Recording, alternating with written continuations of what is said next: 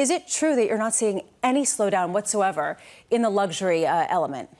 Good morning. Thanks for having me. It's a pleasure to be here, and I love the fact that we're talking about luxury hospitality. Yes, I mean, we had a really strong first half of the year compared to last year, much better.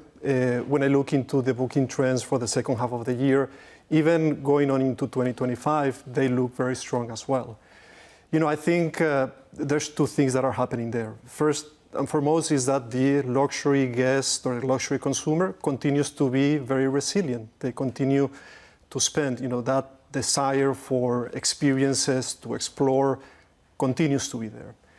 But also I would say that from a Four Seasons angle and from a Four Seasons point of view, we do offer a very clear value proposition to our guests. I mean, we do have, very proud to say that we have the very best hotels in the best locations, and we provide the best service to our guests. And when you have that as the brand proposition, and that's what we do at Four Seasons, there's a demand for that. And by the way, this is not new of this year. We've been operating now for 60 years, and that has been the constant all throughout the period. So what has changed? And I'm wondering, not just from the consumer who's able to spend, but also from the employees and who you're able to recruit. For a long time, there was this dearth of people willing to work in hospitality in the direct aftermath of the pandemic. Do you see it as being much easier now to hire people and sort of easier to also retain them without massive price increases, wage increases? Yes. I mean, obviously for us, a key component of what we do is through our people. I mean, we are a service company, and the most important asset is the people that we have with us. So we place a lot of emphasis in making sure that we are the employer of choice in every single market that we operate. We do spend a lot of time training people, developing them. For us, we do measure employee engagement twice per year. We are at the 2% across all industries in terms of employee engagement. So it's a topic that we spend a lot of time because we do believe that we need to have the best and most engaged employees with us. We haven't had, I mean, obviously, right after the pandemic, there was a little bit of pressure from the labor point of view.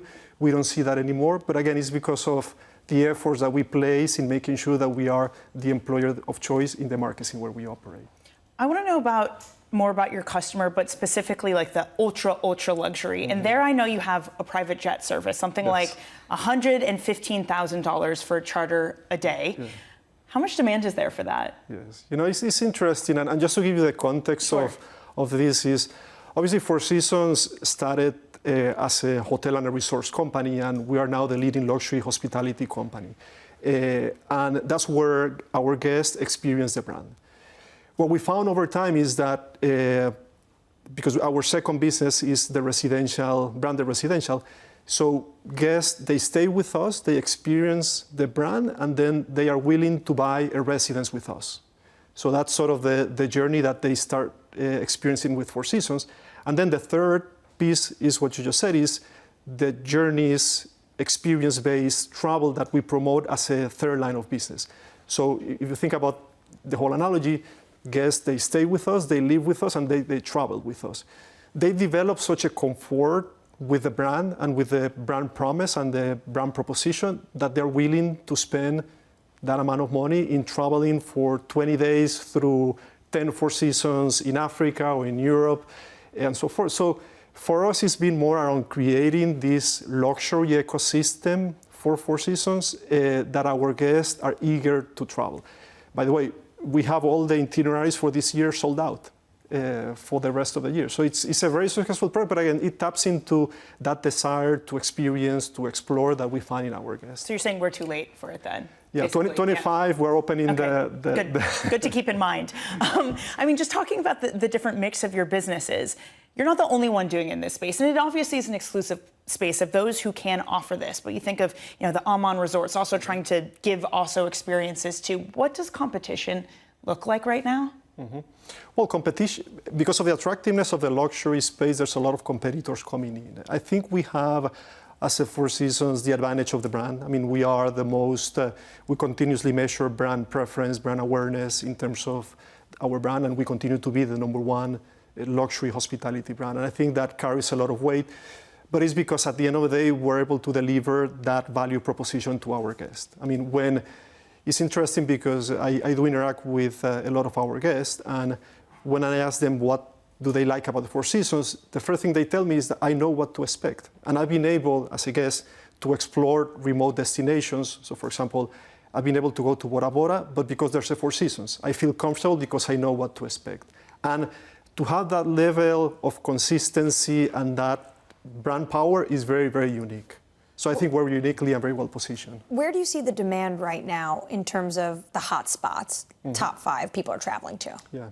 It's interesting because, and I'm going to say something which is a little bit contrarian. When I look into the history of Four Seasons over the last years, travel patterns haven't changed much. For example, 55% of our revenues come from the Americas, the majority being the US. More than 50% of our guests, they are from the US.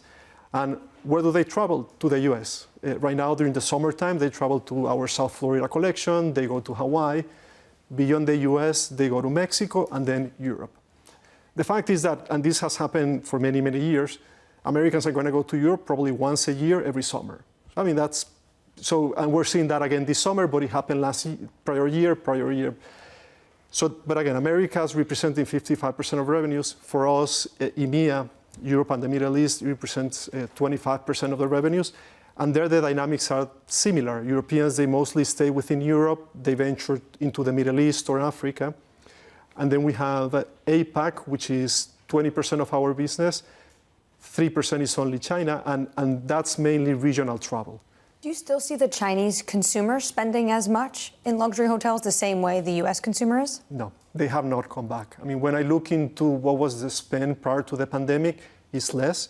It's interesting because they are spending less in China, so we still don't have the same rates that we used to have prior to the pandemic in China, but they are starting to spend more internationally, but internationally within the region, meaning Japan for the most part.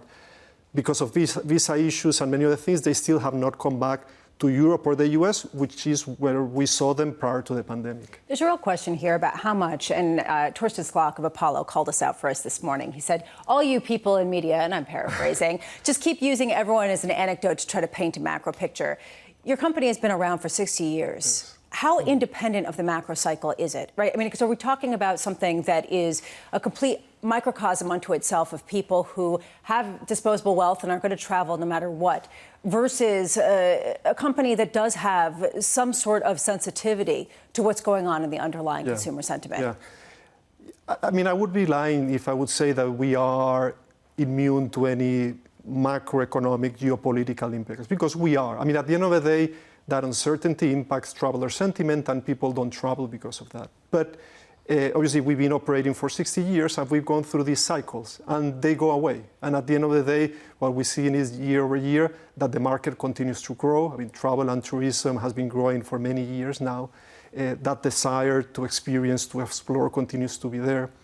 I think it's really interesting when you look into the luxury consumer that our composition of guests, about 20% are boomers, 45% are Gen X, 35% already are millennials.